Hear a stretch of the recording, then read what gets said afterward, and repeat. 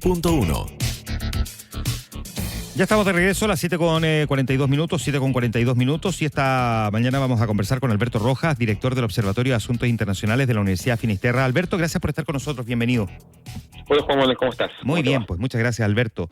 En el tráfago de muchas cosas que la crónica internacional nos ha venido entregando en estas últimas semanas, hay un tema que ha estado como vigente, pero a veces queda como medio subsumido en una segunda o tercera posición en términos de relevancia, pero que sería bueno mirar con un poquitito de detenimiento para entender su gravedad, si es que esa es la palabra que califica en este caso, que es la manera en que Irán y Estados Unidos o el Estados Unidos de Trump han estado relacionándose en las últimas semanas con un presidente norteamericano anunciando el desplazamiento de embarcaciones incluso mayores a las que mandó al Mar Caribe y un Irán respondiendo en el fondo que no hay mucho espacio a la diplomacia. ¿Qué deberíamos mirar respecto a este tema? Y si es posible darle un contexto al por qué la situación con Irán se vuelve tensa. Bueno, hay que recordar siempre que Irán es el gran archienemigo, por decirlo de alguna manera, de Estados Unidos. Sabemos que las relaciones entre Washington y Teherán son muy malas desde el año 79, desde la revolución chiita que derrocó al Shah de Irán, al último monarca persa, e instaló este régimen teocrático encabezado por los ayatolas. En ese marco hemos visto cómo la preocupación constante de Estados Unidos y también de su principal socio en Medio Oriente, que es Israel, ha sido el desarrollo del programa de energía nuclear, el programa nuclear de Irán, que viene desde comienzos de este siglo prácticamente. El año pasado, si tú recuerdas, en junio tuvimos esta llamada guerra de los 12 días, como lo bautizó Trump, que básicamente comenzó cuando Israel bombardeó las instalaciones nucleares de Irán, a lo cual después se sumó Estados Unidos, haciendo algo que ningún presidente estadounidense se había atrevido a hacer antes, o sea, cruzando una línea roja bastante definida. Y lo que vemos es que en este instante Estados Unidos ha puesto nuevamente la mirada sobre Irán, primero a partir de las masivas protestas por la crisis económica que se arrastra desde hace décadas en Irán y que tuvo un nivel de represión muy alto, lo cual generó, según cifras oficiales, prácticamente 3.000 muertos, según cifras de agrupaciones de derechos humanos iraníes, sube por encima de los 6.000. Uh-huh. Y Estados Unidos dijo, Trump, para ser más preciso, Trump dijo, si Irán no, si el régimen de los ayatolas no se detiene, bueno, habrá consecuencias. Y en ese contexto empezó el despliegue de esta fuerza naval rumbo al Golfo Pérsico, pero en el intertanto el relato cambió y ya Estados Unidos dejó de hablar de la represión a los manifestantes para empezar a hablar de condiciones, de una especie de acuerdo del cual nadie tiene ningún tipo de pista, salvo probablemente Trump, pero básicamente que le exige a Irán, en primer lugar, renunciar a su programa nuclear, supuestamente destruido con los bombardeos de junio del año pasado, pero sabemos que en el fondo Irán logró rescatar bastante de esa infraestructura subterránea y sobre todo del uranio enriquecido. Entonces Estados Unidos le exige renunciar al programa nuclear, que Irán siempre ha dicho que es de uso civil, pero que tanto Estados Unidos como Israel dicen que avanza hacia la concreción de un arma nuclear, que le entregue a Estados Unidos todo el uranio enriquecido que tiene Irán y que además renuncie a su programa de misiles balísticos. Todas esas exigencias que para el régimen del Ayatollah Ali Khamenei, el líder supremo, son inaceptables, no solamente porque sobrepasa la soberanía de Irán, sino porque dejaría a Irán completamente vulnerable a Estados Unidos y a cualquier otro país que quisiera tomar acciones en contra del régimen de Teherán. O sea, su programa nuclear y sobre todo sus misiles balísticos son un poderoso disuasivo, un seguro de vida para el régimen, al cual probablemente no está dispuesto a renunciar. Entonces ahí eso nos lleva a una crisis potencial respecto de quién va a ceder y hasta dónde Estados Unidos estaría dispuesto a avanzar en una nueva operación militar, abriendo un flanco a nivel de Medio Oriente, que sabemos que siempre es una región particularmente volátil, pero que al mismo tiempo sirve como un muy eficiente distractor de lo que es la actual crisis interna estadounidense, sobre todo a partir de el desempeño de ICE, ¿verdad? todo lo que hemos visto en Minneapolis, Minnesota y otros estados de la Unión. Ya, ahora, déjame volver algunos pasos atrás. Eh, ¿Cuánto ha funcionado la política que ha impuesto la comunidad internacional respecto del programa nuclear de Irán en la práctica? Porque algunos dicen que estaba funcionando, otros dicen que en estricto rigor se jodió en el primer gobierno del presidente Donald Trump. Eso es efectivo. Hay que recordar que todo este tema del programa nuclear iraní llegó a un punto de acuerdo en 2015 durante el gobierno de Barack Obama, cuando se firmó un acuerdo, el acuerdo nuclear con Irán, en donde estuvo Estados Unidos, Reino Unido, Francia, Rusia, China, Alemania, y que básicamente establecía lo siguiente. Uno, la posibilidad de que Irán conservara su programa nuclear. Se levantaban las sanciones económicas que han pesado durante años sobre Irán, fundamentalmente enfocadas en su industria petrolera, o sea, afectando gravemente su principal sector productivo, pero que Irán se comprometía a una constante fiscalización, un monitoreo constante de sus instalaciones nucleares por parte de potencias occidentales. Uh-huh. Y eso en 2015 permitió, entonces, que Irán siguió adelante con su programa nuclear, abrió sus instalaciones para ser fiscalizado, las sanciones económicas se levantaron e Irán volvió legalmente al mercado del petróleo. Pero en 2018, en su primer gobierno, Trump rompió este acuerdo y reinstaló las sanciones económicas sobre Irán, frente a lo cual el régimen iraní dijo, bueno, si Estados Unidos rompe el acuerdo, yo no tengo por qué seguir cumpliendo mi parte, sobre todo la parte que limitaba el enriquecimiento de uranio. Para un reactor nuclear de uso pacífico, de uso civil, que genere electricidad fundamentalmente y calor, necesitas uranio enriquecido entre el 4 y el 5%. El año pasado, previo a la Guerra de los 12 días, informes de Naciones Unidas daban cuenta de que Irán ya estaba enriqueciendo uranio al 60%. Es decir, estaba mucho más cerca del uranio que se necesita para un arma nuclear que para un reactor de uso pacífico. Ya. Puesto en ese escenario entonces, porque estamos hablando de un episodio que ocurrió hace ya varios años, ¿no? O sea, a partir de allí se ha venido, como por decirlo de alguna manera, deteriorando la situación en la relación con Irán. ¿Qué es lo que ha hecho la comunidad internacional más allá de Estados Unidos respecto de Irán? La Unión Europea fundamentalmente ha tratado de mantener en pie ese acuerdo, que la verdad está muerto hace mucho tiempo. Más que buscar nuevas sanciones, lo que se ha buscado han sido negociaciones con el régimen de Ali Khamenei, que no han llevado, digamos, a buen puerto, que no se han cristalizado, fundamentalmente por la posición estadounidense, la posición de Donald Trump en términos de no darle espacio a Irán para ninguna concesión. Y eso explica, en gran medida, que se hubiese sumado el año pasado a estos ataques en contra de las instalaciones nucleares iraníes, y sobre todo porque las bombas capaces de perforar roca sólida, concreto, las tenía Estados Unidos más que Israel. Entonces el involucramiento de Estados Unidos era imprescindible.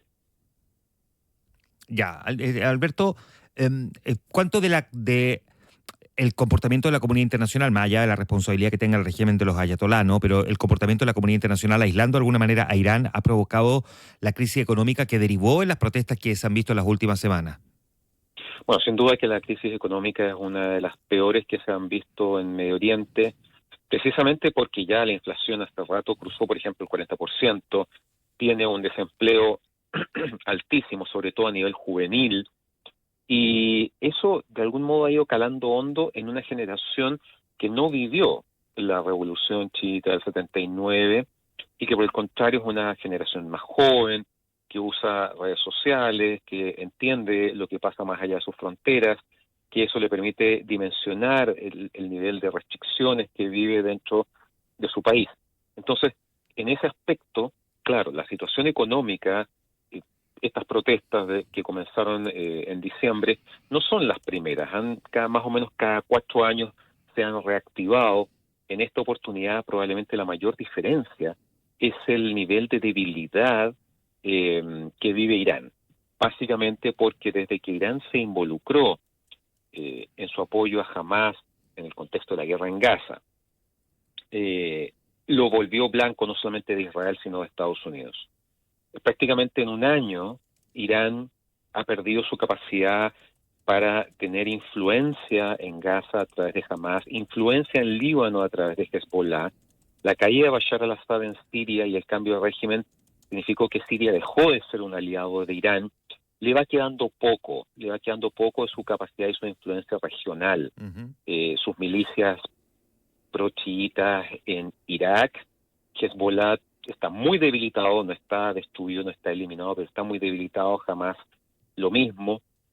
Siria, que en algún momento había sido un aliado muy importante, sobre todo para permitirle el paso por su territorio, ya no cuenta con eso. Entonces, probablemente en el Pentágono y también Marco Rubio desde la Secretaría de Estado ven que este es un momento particularmente propicio para presionar a Irán, dado su nivel de debilidad. El problema es que cualquier transacción, cualquier decisión que tome Irán en términos de aceptar términos estadounidenses le juega muy en contra porque debilita al régimen puertas adentro, que ya lleva bastantes años tratando de mantenerse cada vez usando mayores niveles de fuerza. Recordemos lo que fue el 2022, todas las protestas que duraron meses tras la muerte de Mahsa Amini, esta joven que murió a manos de la policía moral de Irán. Entonces, cada vez al régimen iraní le cuesta más esfuerzo, más violencia, más fuerza mantenerse en el poder.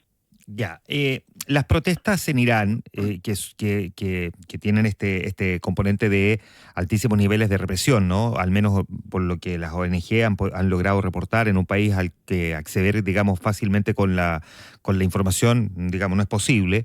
Em, pu- ¿Es asimilable a algo que ya hemos visto en los últimos 15 años, un poco más? Estoy pensando en la primavera árabe, que parte en Túnez, pero que tiene, digamos, su correlato en distintos países con distintos resultados también. ¿Es comparable a alguna de esas realidades? Tal vez por la masividad se podría pensar que es factible comparar con cosas que vimos en Egipto o en Libia, incluso en Túnez. El punto es que toda esa oleada de manifestaciones y protestas que ya va a cumplir 15 años, eh, generó una válvula de escape con la caída de Hosni Mubarak en Egipto, con la caída de Muammar Gaddafi en Libia. Aquí no. Aquí la presión se sigue acumulando de manera progresiva porque el régimen no hace concesiones, no afloja, por decirlo de alguna manera, por ninguna parte, y esto claramente se va a ir repitiendo en el tiempo. Entonces, eh, la idea de que esto pueda generar un cambio de régimen está sobre la mesa. Se habló de eso precisamente el año pasado cuando fueron estos ataques estadounidenses e israelíes contra Irán. El punto es cómo eso se puede conducir de manera relativamente ordenada, porque en el fondo Irán es un país complejo, es un país enorme, su tamaño es prácticamente 2 veces el de Venezuela, tiene 92 millones de habitantes, es el principal bastión chiita de la religión musulmana a nivel de Medio Oriente y mundial. Por lo tanto, el miedo, el temor a que una caída violenta del régimen pudiera generar una guerra civil es muy grande. Y eso evidentemente tendría un impacto mucho mayor a nivel de Medio Oriente, incluso si solamente estuviéramos hablando de la caída del régimen de los ayatolás. Ya. Eh, pero se ve una posibilidad de que.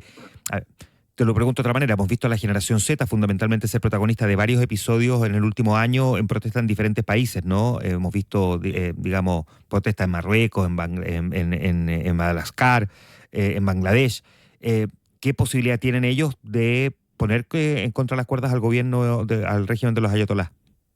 En este minuto, las protestas que comenzaron en diciembre parecen haber sido bastante apagadas, por decirlo de alguna manera. La represión fue tan fuerte que no hemos seguido recibiendo información de que estas protestas se hayan mantenido en el tiempo. Probablemente siguen, pero con un nivel de intensidad mucho más bajo. Si esto se puede reactivar, eso es factible. Si Estados Unidos, estoy especulando, por supuesto, inicia ataques contra instalaciones militares iraníes, etcétera, puede que ahí los manifestantes y esta generación Z vean una oportunidad de reactivar esto con mayor fuerza, sobre todo la gente joven, el sector, digamos, de las mujeres en Irán, que ha estado siempre muy a la vanguardia, sobre todo las generaciones más jóvenes. Existe esa posibilidad, pero todo va a depender de cuán débil sea percibido el régimen iraní, que claramente no tiene opciones de negociar, porque sabe que si negocia, cae. Por lo tanto, aquí estamos en una encrucijada, estamos en una situación coyuntural muy compleja, porque la posibilidad de algo similar a lo que estamos viendo en Venezuela no existe. Aquí es todo o nada, y eso hace tan difícil y tan peligroso lo que vaya a pasar en Irán, o no, digamos, dependiendo de lo que Estados Unidos haga en los próximos días o semanas. Por último, el presidente Trump, ¿hasta dónde podría llegar con Irán en términos de una presión militar? Yo sé que es muy difícil la pregunta porque con Donald Trump uno nunca sabe, ¿no? Pero Absolutamente. Probablemente Trump lo que necesita es una excusa, necesita un motivo para escalar esto más allá de la disuasión que puede generar a través de esta flota encabezada por el portaaviones Abraham Lincoln. No hay que perder de vista además que Estados Unidos tiene una presencia en la zona del Golfo Pérsico muy grande. Sabemos que en Bahrein está la base, el corazón de la quinta flota estadounidense. claro. En Qatar está la base más grande que tiene Estados Unidos en la zona del Golfo Pérsico.